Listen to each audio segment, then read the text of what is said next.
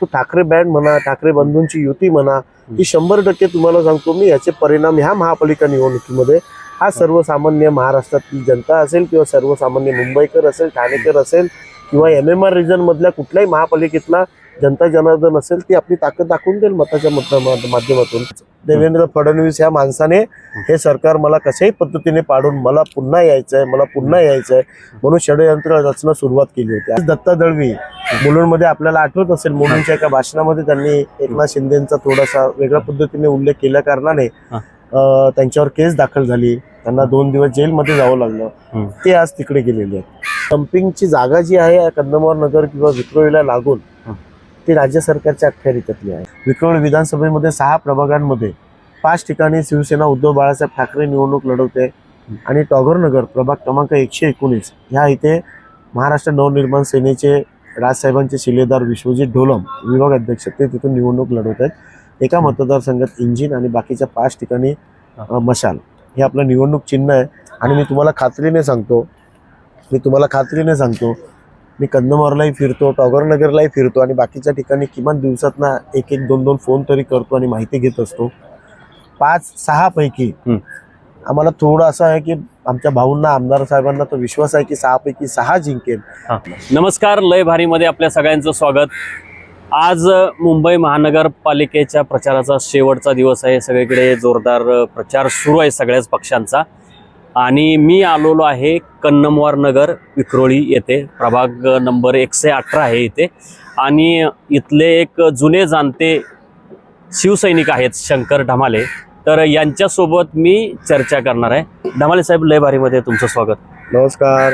तुमचंही विक्रोळी कंदमवार नगर प्रभाग 118 मध्ये मनपूर्वक स्वागत. तर सर, तुम्ही माझं स्वागत केलं, पण तसं स्वागत करायची गरज नाही कारण मी इथलाच रहिवासी आहे, कन्नमवार नगरमधला रहिवासी आहे. आपल्या मुलाखतीची सुरुवातच आपण कन्नमवार नगरपासून करूया. तर हे जे भाजप आहे किंवा त्यांच्या बरोबरच्या माध्यमातून लय भारी चॅनेलला जे फॉलो करतात, लाईक करतात त्या सगळ्या प्रेक्षकांना 118 तर्फे शिवसेना उद्धव बाळासाहेब ठाकरे पक्षातर्फे मी एक छोटा शिवसैनिक शंकर गिनभाऊ ढमाले आपल्या सगळ्यांचं स्वागत करतो. तर सर, आपण कन्नमवार नगरमध्ये बसलेलो आहोत आणि कन्नमवार नगरपासूनच सुरुवात करूया. तर मी ज्यावेळी कन्नमवार नगरमध्ये राहायला आलो साधारण 2008-9ला, तर अतिशय सुंदर असा हा एरिया होता. ही जी लोकवस्ती अतिशय सुंदर, आखीव रेखीव होती, सगळ्या सुविधा होत्या, स्वच्छता कमालीची होती. परंतु 2014 नंतर सरकार आलं, भाजपचं सरकार आलं. सुरुवातीला तुम्ही होता त्यांच्यासोबत, त्यानंतर मधले 2.5 वर्ष सोडली. तर हे भाजपचं नियंत्रण असलेलं सरकार सत्तेत आहे. मागचे काही वर्ष, 5-6 वर्ष महापालिकेवर प्रशासन आहे आणि या कालावधीमध्ये या कन्नमवार नगरचा पूर्ण सत्यानाश झालेला आहे. सगळीकडे मोठमोठे टॉवर उभे राहिले, गलिच्छ गिरी वाढलेली आहे. इथले अतिशय सुंदर वृक्ष होते, सगळे ते वृक्ष तुटलेले आहेत. घाणीचं साम्राज्य आहे. तर काय सांगाल, म्हणजे हे फक्त जे म्हणतात ना शीतावरून भाताची परीक्षा, तर हे कन्नमवार नगरचा असा सत्यानाश झालेला आहे. मुंबईचा याच्यापेक्षाही वाईट अवस्था झालेली आहे. तर काय सांगाल तुम्ही ह्या कन्नमवार नगरच्या दुरावस्थेबद्दल? खरं आहे तुमचं म्हणणं. तुम्ही 2008ला कन्नमवारला आलात. मी आणि माझं कुटुंब 1986 साली आम्ही इथे आलो. तेव्हापासून आम्ही इकडचे रहिवासी आहोत आणि आपल्या माध्यमातून मी प्रेक्षकांना सांगू इच्छितो की हे कन्नमवार नगर ह्या नावाचं वैशिष्ट्य असं आहे की महाराष्ट्राचे दुसरे मुख्यमंत्री मारोतराव कन्नमवार ह्यांच्या नावाने, जे विदर्भातले होते त्यांच्या नावाने ही वसवलेली सुनियोजित, सुंदर, अप्रतिम अशी ही आमची कॉलनी आहे. आशिया खंडातली सर्वात मोठी कॉलनी आहे ही कन्नमवार नगर. आपण म्हणालात ते खरं आहे की आज बघताना ह्या मागच्या 4-5 वर्षामध्ये हे चित्र जे आहे ते बदललेलं आहे. आज रिडेव्हलपमेंट आलेलं आहे. पुनर्विकास हा गरजेचा होता. 50-60 वर्ष झाली ह्या कॉलनीला.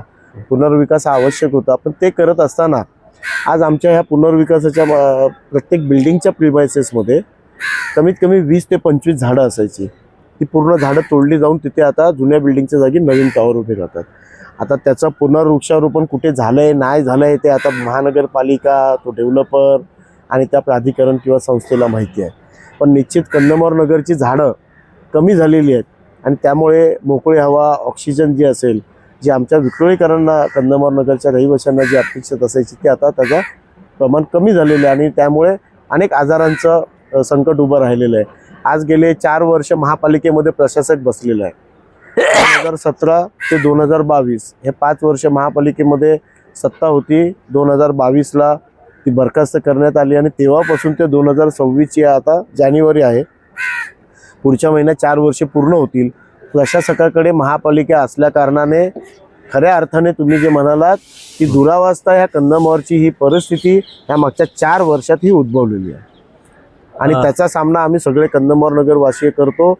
अत्यंत धुळीचं साम्राज्य आहे, रस्त्यांची अत्यंत वाट लागलेली आहे, सगळे रस्ते खराब आहेत, इकडची साफसफाई, स्वच्छता असेल, कचऱ्याचे डबे असतील किंवा ज्या ज्या महापालिकेच्या माध्यमातून होणाऱ्या करणाऱ्या गोष्टी ज्या असतात, जे सत्ताधारी असताना तो अचक ठेवून त्या दरारा ठेवून तो करून घेतात, ते आज प्रशासक म्हणून इथे 100% निष्क्रिय आणि विफल ठरले.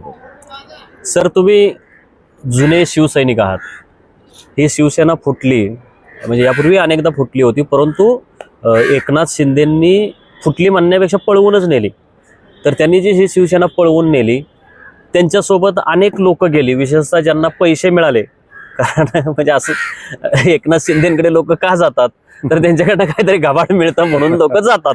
हे म्हणजे मी स्वतः मंत्रालय लेवलला पत्रकारिता करतो, मला माहित आहे.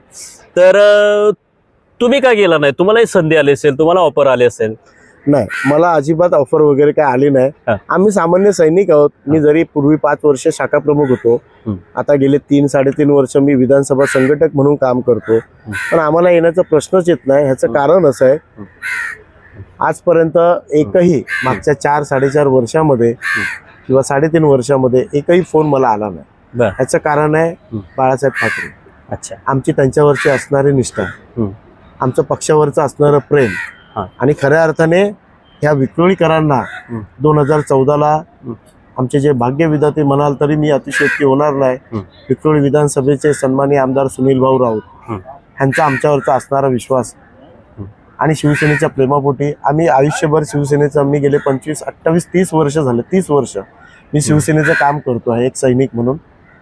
आणि ह्या माध्यमातून काम करत असताना आमची ओळखच अशी होती, विक्रोळी, कंदमावर असेल, टागोरनगर असेल, की हा पक्षाशी एकनिष्ठ असणारा हा सामान्य सैनिक आहे.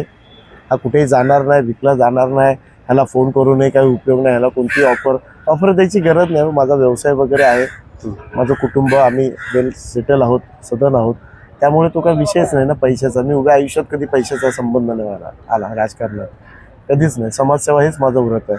सुनील भाऊंचा आमच्यावर विश्वास आहे, माझ्यावर आहे, आमच्या असंख्य सैनिकांवर आहे, ह्या कंदमार नगर या विक्रोळीकरांवर विश्वास आहे. आज पक्षप्रमुख उद्धवसाहेब ठाकरे यांचा आहे विक्रोळीवर विश्वास आहे. आज बाळासाहेबांनी जाताना सांगितलेलं की उद्धवला सांभाळा, आदित्यला सांभाळा. बस त्यांचे शब्द आमच्या हृदयात कोरले गेलेले आहेत, ते आम्ही शेवटपर्यंत पाळणार. एकनाथ शिंदे असं म्हणतात की खरी शिवसेना आमचीच आहे. आता तुम्ही 86 पासून इथे राहता, तेव्हापासून तुम्ही शिवसेनेमध्ये आहात, तर काय सांगाल, शिवसेना नक्की कुणाची आहे? बघा, आता तुम्ही 86चा उल्लेख केला. 1990ला इथे दत्ता दळवी शाखा प्रमुख झाले. 1992ला ते पहिल्यांदा नगरसेवक झाले, तेव्हा ते शिवसेनेतनंच झाले. बाळासाहेबांचा अत्यंत विश्वासू साथीदार म्हणून दत्ता दळवींची ओळख होती. उद्धव साहेबांचा एकदम घरातला माणूस म्हणून दत्ता दळवींची ओळख होती. आणि हेच दत्ता दळवी सलग 3 टर्म इथे नगरसेवक झाले. त्या माध्यमातून ते आरोग्य समितीला होते, स्टँडिंग कमिटीला होते, शेवटच्या टर्म मध्ये ते महापौर पण झाले. त्याच विक्रोळीकरांचं आमचं हे आहे भूषण आणि भाग्य आहे की ते महापौर पद आमच्या विक्रोळीला मिळालं. हे फक्त शिवसेना आणि बाळासाहेब आणि उद्धव साहेबांमुळे मिळालं. आज तेच दत्ता दळवी मुलुंडमध्ये, आपल्याला आठवत असेल, मुलुंडच्या एका भाषणामध्ये त्यांनी एकनाथ शिंदेचा थोडासा वेगळ्या पद्धतीने उल्लेख केल्या कारणाने त्यांच्यावर केस दाखल झाली, त्यांना 2 दिवस जेलमध्ये जावं लागलं. ते आज तिकडे गेलेले आहेत. अच्छा. एकनाथ शिंदे गटात आहेत. म्हणजे मी असं म्हणतो एक सैनिक म्हणून की ह्याच्यापेक्षा राजकारण, याच्यापेक्षा दुर्दैवी किंवा ह्या जन्मामध्ये असं राजकारण बघण्यापेक्षा ह्याच्यापेक्षा कोणती शोकांतिका नसेल. की ज्या दत्ता दळवींनी एकनाथ शिंदेंवर भाषण करत असताना थोडासा त्यांचा वेगळ्या पद्धतीने उल्लेख केला आणि त्या उल्लेखाच्या अनुषंगाने त्यांच्यावर गुन्हा दाखल झाला आणि त्यांना जेल झाली, त्यांची गाडी फोडली गेली ह्या इथे. तेच दत्ता दळवी आज एकनाथ शिंदे पक्षाचे उपनेते आहे. अच्छा. म्हणजे ज्याने तुरुंगात घातलं त्याच्याबरोबर गेले. म्हणालात तर साहेब मी आपल्याला सांगतो, ह्या कन्नमोर नगर पासून हे महाराष्ट्रात मुंबईतलं एक उपनगर आहे विक्रोळी. ह्या कन्नमोर नगर पासून काश्मीर आणि कन्याकुमारी पर्यंत जरी तुम्ही गेलात ना, आणि शिवसेना ही 4 अक्षरं जर तुम्ही म्हणालात ना, ती कोणाची आहे, तर एकच नाव येईल, बाळासाहेब ठाकरे, उद्धव बाळासाहेब ठाकरे. ही 2च नावं येतील. त्यामुळे ह्या भारतातल्या, ह्या महाराष्ट्रातल्या, ह्या मुंबईतल्या आणि विक्रोळीतल्या प्रत्येक नागरिकाला माहिती आहे की शिवसेना कोणाची आहे. एकनाथ शिंदे साहेब गेले, जे काय झालं ते काय मी एवढा मोठा कार्यकर्ता, मी एवढा मोठा हे नाही आहे, त्याच्यावर बोलणं इतपत माझी हे नाही आहे. पण ते गेल्यानंतर त्यांनी जाताना पक्ष नेलं, चिन्ह नेलं, हे त्यांनी नाही नेलं साहेब. एकनाथ शिंदेंनी जे बंड केलं ना, त्या बंडाच्या पाठीमागे त्यांना जी राजकीय रसद, आर्थिक ताकद ही भारतीय जनता पार्टीने दिली ना, दिल्लीपासून ते गल्लीपर्यंत. म्हणून ते शक्य झालं. सुरुवातीला त्यांच्याबरोबर 13 का किती आमदार गेले, मग ते 21 झाले, मग ते असे वाढत वाढत वाढत ते काही 40-45चा तो आकडा गेला काहीतरी. तर हे सत्तेचं गणित हे गेलं त्यांचं वर्षभरापासूनचं प्लॅनिंग होतं. जेव्हा उद्धव साहेब मुख्यमंत्री होते 2.5 वर्ष, त्याच्या शेवटच्या 1-1.5 वर्षापासून, म्हणजे मी तर म्हणेन की उद्धव साहेबांनी शपथ घेतली मुख्यमंत्री पदाची, तेव्हापासूनच देवेंद्र फडणवीस ह्या माणसाने हे सरकार मला कशाही पद्धतीने पाडून मला पुन्हा यायचंय म्हणून षडयंत्र रचना सुरुवात केली होती, असं माझं मत आहे. आणि तेव्हापासून हे चाललं होतं की कुठे मला संधी मिळते, मी कशा पद्धतीने ह्यांच्यातले काही आमदार फोडेन, मी काही नेते फोडेन, कसं हे सरकार खाली पडेल. आणि ह्या प्रयत्नांना त्यांना एकनाथ शिंदेच्या माध्यमातून रसद मिळाली, त्यांच्या प्रयत्नांना यश आलं आणि हे घडलं. सगळ्यांना माहिती आहे.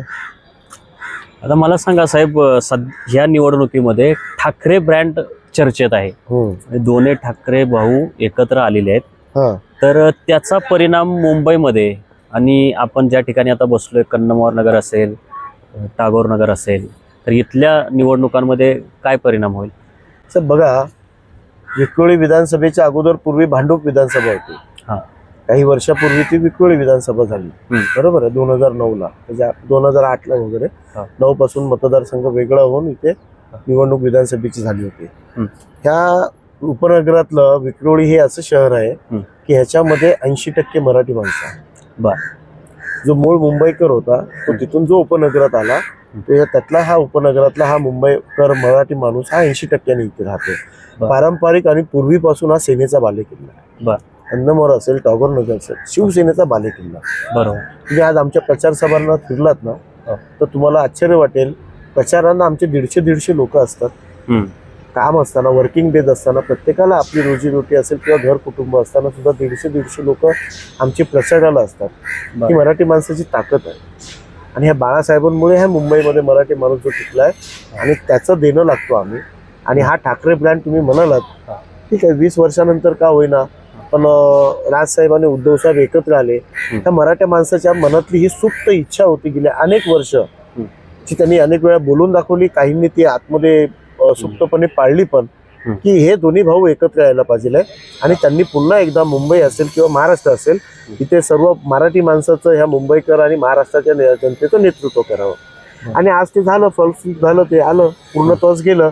आणि आज तो ठाकरे बँड म्हणा, ठाकरे बंधूंची युती म्हणा, ही 100% तुम्हाला सांगतो मी, याचे परिणाम ह्या महापालिका निवडणुकीमध्ये हा सर्वसामान्य महाराष्ट्रातली जनता असेल किंवा सर्वसामान्य मुंबईकर असेल, ठाणेकर असेल किंवा MMR रिजन मधल्या कुठल्याही महापालिकेतला जनता जनार्दन असेल, ती आपली ताकद दाखवून देईल मताच्या माध्यमातून. या ठाकरे बंधूंच्या पाठीशी ठामपणे ते उभे राहतील, असा मला पूर्ण विश्वास आहे. साहेब, हे विक्रोळी विधानसभा मतदारसंघांतर्गत जे 5-6 महानगरपालिका मतदारसंघ आहेत, 6 येतात. 6. तर याच्यामध्ये काय चित्र असेल?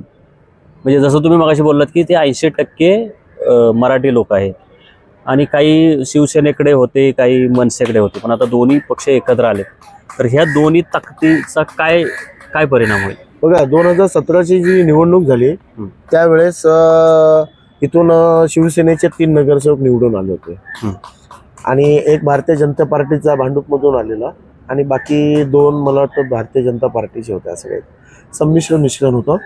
3 नगरसेवक त्यावेळेस आमच्या इथून निवडून आलेले. रेडकर ताई आमची तिकडून सूर्यनगरवरनं आलेली, टागोर नगरवरनं शरद पवार पक्षांची मनीषा घाट होती, बरोबर. एक भारतीय जनता पार्टी, 2 भारतीय जनता पार्टी, 1 शरद पवार आणि 3 आपल्या पक्षाचे होते. आज विधानसभेची ही महापालिकेची ही निवडणूक होत असताना विक्रोळी विधानसभेमध्ये 6 प्रभागांमध्ये 5 ठिकाणी शिवसेना उद्धव बाळासाहेब ठाकरे निवडणूक लढवते. आणि टागोरनगर प्रभाग क्रमांक 119 ह्या इथे महाराष्ट्र नवनिर्माण सेनेचे राजसाहेबांचे शिलेदार विश्वजित ढोलम विभाग अध्यक्ष ते तिथून निवडणूक लढवत आहेत.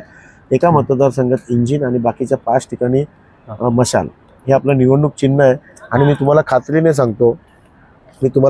सांगतो मी कंदमारलाही फिरतो, टागोरनगरलाही फिरतो आणि बाकीच्या ठिकाणी किमान दिवसातना 1-1, 2-2 फोन तरी करतो आणि माहिती घेत असतो. 5-6 पैकी आम्हाला थोडं असं आहे की आमच्या भाऊंना आमदार साहेबांना तो विश्वास आहे की 6 पैकी 6 जिंकेल आणि आम्हालाही तो विश्वास आहे. फार तर एकाच दुसरा थोडासा मला असं वाटतं आता कदाचित काय कुठे दगाफटका झाला तर एखादा वॉर्ड जाईल अशी शंका आहे. पण हे माझं मत आहे, माझ्या पक्षाचं मत 6च्या 6 वॉर्ड निवडून आणणं आणि आम्ही सैनिक म्हणून आमची ती जबाबदारी आहे. 6 उमेदवार आमचे निवडून यायलाच लागतील. पण एका दुसरा फटका जरी बसला मतदारांचं गणित पाहता तरी 5 नगरसेवक ह्या विक्रोळी विधानसभेत सन्माननीय आमदार सुनीलभाऊ राऊत, सन्माननीय खासदार संजय दिना पाटील, सन्माननीय विभाग प्रमुख रमेशभाई कोरगावकर यांच्या माध्यमातून त्यांच्या प्रयत्नातून हे निवडून येतील हा ठाम विश्वास आहे मला. आणि मी हे या माध्यमातून संपूर्ण मुंबईकरांना सांगू इच्छितो. सर, इथले ह्या 5-6 ह्या प्रभागातले महत्त्वाचे प्रश्न काय आहेत आणि गेल्या काही वर्षात भाजपने त्यांची सत्ता असताना काय केलं आणि काय नाही केलं हे जरा प्रेक्षकांना सांगा. बघा, प्रशासकीय लेवलवर आज 4 वर्ष प्रशासक बसलेला आहे. प्रशासकावर अंकुश कोणाचा असतो? ज्याच्याकडे नगरविकास खातं असतं, मग ते मुख्यमंत्री असतील किंवा नगरविकास मंत्री असतील त्यांच्या माध्यमातून आज विक्रोळीकर म्हणून तुम्हाला असं वाटेल या मुलाखतीच्या माध्यमातून प्रेक्षकांना असं वाटेल की मी शिवसैनिक आहे म्हणून मी तशी हे स्टेटमेंट करतोय किंवा मी बोलतोय. पण साहेब मी एक नागरिक म्हणून पण सांगतो अत्यंत वाईट परिस्थिती आहे. 100% प्रशासनाचं दुर्लक्ष आहे. आज आम्ही इथे फिरत असताना आम्ही रस्त्यावर फिरणारे कार्यकर्ते आहेत, आम्ही लोकांमध्ये जाणारे कार्यकर्ते आहेत, आम्ही ज्या काही जनतेचे प्रश्न असतील त्यांच्या अडीअडचणी असतील त्यांच्या हाकेला होऊ देणारे कार्यकर्ते आहेत. सन्मान्य आमदार आज 14-16 तास काम करत असतात, सतत ऑफिसला बसतात आणि मतदारसंघात कंदमार नगरला किमान हप्त्यातनं 3 वेळा आमदार येतात. अच्छा, 3 ते 4 वेळा येतात. टागोर तसंच ते वेगवेगळ्या प्रकारामध्ये दर हप्त्याला ते कंटिन्यू फिरतात. म्हणजे दिवसाला जरी एकदा म्हटलं तरी हरकत नाही. त्यांचं स्वतःचं लक्ष आहे. आम्ही त्यांच्या नेतृत्वाखाली काम करतोय.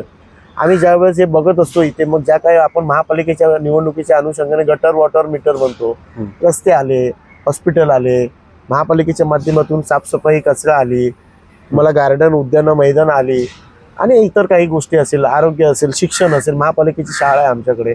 ह्या काही बेसिक गोष्टी ज्या महापालिकेच्या माध्यमातून कार्यरत असतात त्या तिथे काम करत असताना आम्हाला अनंत अडचणींचा सामना करावा लागतो. प्रशासक असल्या कारणाने आम्ही वारंवार पाठपुरावा करतो, पत्र देतो, फोन करतो, भेटीगाठी घेतो. जेव्हा 4 वेळा 5 वेळा 6 वेळा प्रयत्न केले जातात तेव्हा कुठे ते काम पूर्णत्वास करण्यासाठी त्यांची माणसं येतात. ही आजची परिस्थिती आहे महापालिकेची. आज मुंबईमध्ये मला वाटतं ही परिस्थिती असेल, अख्ख्या शहरांमध्ये हीच परिस्थिती असेल. मुंबई शहर असेल, दोन्ही उपनगर असतील. आपलं विक्रोळीकर म्हणून तुम्ही जे सांगितलं सुरुवातीला ते योग्यच आहे. कंदमार असेल, टागोरनगर असेल, ह्या ठिकाणी प्रचंड असुविधांचा सामना आम्हाला करावा लागतोय आणि लोकसंख्या वाढत चालली आहे ना साहेब. पुनर्विकास चालू आहे, कंदमारलाही चालू आहे, टागोरनगरला चालू आहे. पुनर्विकासाच्या माध्यमातून नवीन लोक राहायला येतात इथे. आज पूर्वीपासून हा कंदमार नगर अत्यंत सुबक, इतकं छान. तुम्हाला कंदमार नगर मध्ये तुम्हाला खोटं नाही सांगत, इतकी मैदानं आणि उद्यान आहेत. दत्ता देवळी 15 वर्ष नगरसेवक होते, अनेक समित्यांचे अध्यक्ष होते. त्यांच्या माध्यमातून हा कंदमार नगर, त्याच्यापूर्वी अलकाताई होता, पण खऱ्या अर्थाने दत्ता देवळी 92 नगरसेवक झाल्यापासून हा घडला. कंदमार नगर असेल किंवा त्यांच्याकडे जो प्रभाग असायचा तो, आम्ही तेव्हापासून काम करणारे कार्यकर्ते आहोत, सैनिक आहोत. मग तेव्हाचे आमचे शाखा प्रमुख असतील, महिला कार्यकर्ते असतील, पदाधिकारी असतील, पुरुष असतील, आम्ही सगळे पक्ष संघटनेचं बाळासाहेबांच्या नेतृत्वाखाली काम करत होतो. नंतर उद्धव साहेबांच्या नेतृत्वाखाली गेले आम्ही 25 वर्ष काम करतोय. असं सगळं आहे. पण आता वाईट वाटतं, एक मुंबईकर म्हणून वाईट वाटतं की प्रशासकाच्या ताब्यात गेल्यामुळे आणि 4 वर्ष कुठल्याच महापालिकेची 4.5 वर्ष निवडणुका न झाल्यामुळे हीच परिस्थिती अख्ख्या महाराष्ट्रात आज 29 महापालिकांमध्ये असेल असं माझा अंदाज आहे. साहेब, इथला एक महत्त्वाचा आणि कळीचा प्रश्न आहे डम्पिंग ग्राउंडचा. तर तो कसं, समजा तुमची सत्ता आली तर तुम्ही कसा सोडवा? साहेब, 2007ला जेव्हा महापालिकेची निवडणूक झाली ना, हा तेव्हापासूनच डम्पिंगचा विषय चालला होता. अच्छा. आणि डम्पिंगची जागा जी आहे कंदमार नगर किंवा विक्रोळीला लागून ती राज्य सरकारच्या अखत्यारीतली आहे. हा प्रकल्प राज्य सरकारचा आहे साहेब. भले उद्धव साहेब 2.5 वर्ष मुख्यमंत्री होते, पण त्याच्या अगोदर काँग्रेसचं सरकार होतं. 2014ला देवेंद्र फडणवीस आले, 2019ला उद्धव साहेब आले, 2022ला एकनाथ शिंदे साहेब आले, पुन्हा आता देवेंद्र फडणवीस आले. साहेब गेले मला वाटतं आज 2026 आता चालू झालंय. नाही बोलता 18 ते 19 वर्षापासून हा डम्पिंगचा विषय आहे. हा आहे, त्याची दुर्गंधी आहे, आरोग्यावर त्याचा परिणाम होतो, त्रास आहे. पण आज आम्हाला असं म्हणणं आहे, आमची मागणी होती अशी की हे डम्पिंग इथे ठेवू नका, तुम्ही याच्यासाठी एक वेगळ्या पद्धतीचं नियोजन ठेवा. ठीक आहे, तुम्हाला तेवढं जरी करता नाही आलं तर आम्ही म्हटलं चला डम्पिंग, कारण आम्हाला तेव्हा कळलं की डम्पिंग जाऊ शकत नाही. काही वर्षाची लीज झालेली आहे अँथोनी लॉरा कंपनी बरोबर, आणि कुठली अजून एक ब्राझीलची कंपनी आहे वगैरे वगैरे. आम्ही अनेक संघर्ष वगैरे आमच्या विक्रोळीकरांनी, आमचा कंदमरच नाही, विक्रोळी, कांजूर, भांडूप आजूबाजूच्या परिसरातल्या अनेक लोकांनी, इव्हन केस सुद्धा चालू आहे, हायकोर्टामध्ये केस सुद्धा चालू आहे, सुप्रीम कोर्टापर्यंत काही लोक गेली होती. हा सततचा 18 वर्षाचा हा संघर्ष चालू आहे.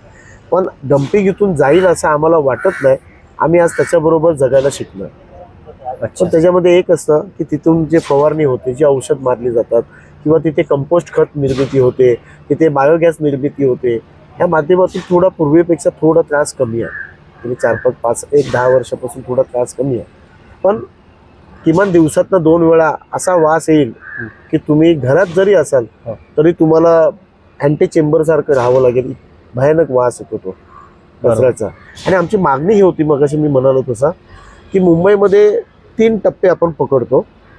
मुंबई शहर, पश्चिम उपनगर, पूर्व उपनगर. अख्ख्या मुंबईचा कचरा ह्या कांजूर डम्पिंग ग्राउंडला येतो. आमचं असं म्हणणं आहे की 3 ठिकाणी डिवाइड करा ना. ईशान्य मुंबईचा आता ह्या इथे हा जो सेटअप आहे ह्याचा तर प्रयत्न आमचा चाललेलाच आहे. महापालिकेच्या अधिकाऱ्यांशी बैठक झाली, त्या एका बैठकीला मी होतो. आमच्या इकडचं विक्रोळी विकास मंच आहे, अनेक ॲडव्होकेट आणि असे काही समाजातले सज्जन व्यक्ती आणि हे आहेत प्रशासकीय, की ते या माध्यमातून प्रयत्न करतायत. आम्ही त्यांच्याबरोबर एक कार्यकर्ता म्हणून आहोत. डम्पिंग इथून जायला पाहिजे, पण जोपर्यंत जात नाहीये, तुमची पुढची व्यवस्था होत नाहीये. काय तलोजाला आम्ही ऐकलं होतं, भूषण गगराणे साहेब बोलले होते की तलोजाला कितीतरी हेक्टर जागा घ्यायचं चाललंय आणि तिथे डम्पिंग शिफ्ट करायचं. त्याला 4 वर्ष, 2 वर्ष, 5 वर्ष, माहित नाही किती वर्ष लागतील. पण किमान तोपर्यंत तुम्ही ह्याच्या इथे संपूर्ण हे आणत असताना तुम्हाला असं नाही वाटलं का की पश्चिम उपनगरचा कचरा तिकडेच असावा, मुंबई शहरातला कचरा तिकडेच असावा, पूर्व उपनगरचा कचरा इथे असावा? ठीक आहे ना, बघू आपण. आम्ही भांडतो तर आहोतच की इथे आम्हाला पूर्व उपनगर नव्हे तर कुठलाच कचरा नको.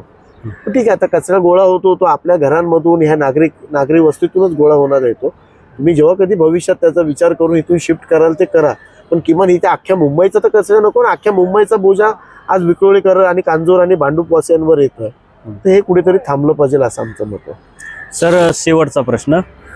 ते भाजपचे एक नेते तामिळनाडूमधून इथं आले होते आणि ते बोलले की हे बॉम्बे, मुंबई नाही, बॉम्बे यांनी शब्द वापरला होता की बॉम्बे महाराष्ट्राची नाही, ते आंतरराष्ट्रीय सिटी आहे, असं ते वादग्रस्त बोलले. आणि दुसरं, कृपाशंकर सिंग असे बोलले की जर भाजपची सत्ता आली तर मुंबईचा महापौर उत्तर भारतीय होईल. तर काय तुम्ही सांगाल या दोन्ही विधानांवर? राजसाहेब कालच्या ठाण्याच्या भाषणात आणि परवाच्या शिवतीर्थच्या भाषणात म्हणाले कोणी एक रसमलाई येऊन गेली.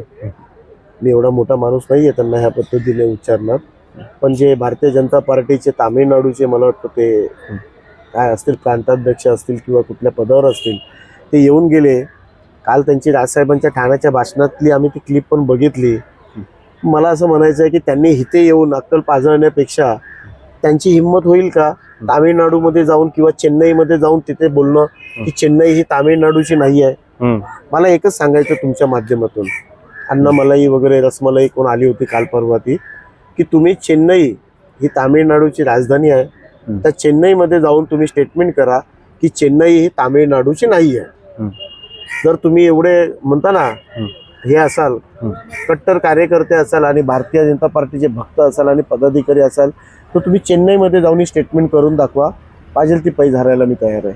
बोलेल का जाऊन हा चेन्नई ही तामिळनाडूची नाही आहे? तर तुम्ही इथे येऊन काय द्वेष पसरवताय का? काय छुपा अजेंडा भाजपचा चालवताय का? की इथे डिवचण्याचा, जाती जातीतला, मुंबईकरांना आपापसात भांडणातला हा विषय करून तुम्ही इथून एक स्टेटमेंट करणार, निघून जाणार? तुम्हाला मराठीचं सोडा, धड हिंदी बोलता येत नाही आणि तुम्ही आम्हाला येऊन इथे सांगणार. दुसरा मुद्दा तुम्ही म्हणालात कृपाशंकर सिंगाचा, मी थोडासा इतिहास मागे कधीतरी राजकारणात असल्या कारणाने राजकारण करत असताना मी न्यूज बघत असतो, पेपर वाचत असतो, मला वाचनाची आवड आहे. मी कुठेतरी वाचलं होतं की कृपाशंकर सिंग जेव्हा कधी 40-50 वर्षापूर्वी आलेले तेव्हा ते हातगाडीवर कुठला तरी व्यवसाय करायचे, कांदे बटाटे भाजी विक्री विकत असेल, काहीतरी असेल. मध्यंतरी मागे मी ऐकलं होतं ते काँग्रेसचे मूळ 300 कोटी 500 कोटी काहीतरी त्यांच्यावर आरोप वगैरे झाले होते. आज ते भारतीय जनता पार्टीत हो, पण मूळ ते भाजपचे आहेत, काँग्रेसचे आहेत. आता त्यांना ईडी, इन्कम टॅक्स, सीबीआय किंवा जेलमध्ये जाऊ नये म्हणून ते भाजपमध्ये जाऊन हे झालेले आहेत. आणि त्यांनी हे बोलावं ज्यांचा जन्म इथे नाही झालेला आहे. आलं लक्षात? ते बाहेर ना आलेले, आम्ही त्यांना उपरेच म्हणू, भले त्यांनी 40 वर्ष 30 वर्ष इथे राहत असतील तर, बरोबर आहे. पण ही मुंबई, ही इथे राहणारा, इथे जन्म झालेला ह्या सगळ्यांची मूळ मुंबई आहे. मग तो कोणत्याही जाती धर्माचा पंथाचा माणूस असो. आणि आम्हाला कृपाशंकर सिंग ज्यांनी 200-300 हातगाडी विकत भाजी, आणि भाजीच्या धंद्यात 300 कोटीची प्रॉपर्टी, मला नाही माहित ना, तर उद्यापासून मी पण भाजीचा धंदा चालू करतो. एवढी माया जमवता येते, चांगली गोष्ट आहे. आणि त्यांनी मग कुठल्या तरी अटकेच्या भीतीने आणि काळा पैसा तुमचा लपवावा किंवा वाईट करण्याच्या ह्याच्याने तुम्ही भारतीय जनता पक्षात जाणार, तुम्ही पक्ष बदलणार आणि तुम्ही नंतर आम्हाला ढोस पाजणार आणि आम्हाला सांगणार, याला काय अर्थ आहे का? ज्या मुंबईने तुम्हाला मोठं केलं, ह्या मुंबईने तुम्हाला नाव दिली, ओळख दिली, तुम्हाला सदन केलं, संपत्ती तुम्हाला दिली, त्याच मुंबईवर आईच्या, जसं उद्धव साहेब म्हणतात की आईवर वार करणारी औलाद आहे. मला वाटतं कृपाशंकरनी इकडे येऊन विक्रोळीत बोलून दाखव, आम्ही शिवसैनिक त्यांना उत्तर देऊ. धन्यवाद सर, तुम्ही महानगरपालिकेच्या निवडणुकीच्या अनुषंगाने लय भारी सोबत चर्चा केली. आपले आभार. धन्यवाद. जय महाराष्ट्र. जय महाराष्ट्र.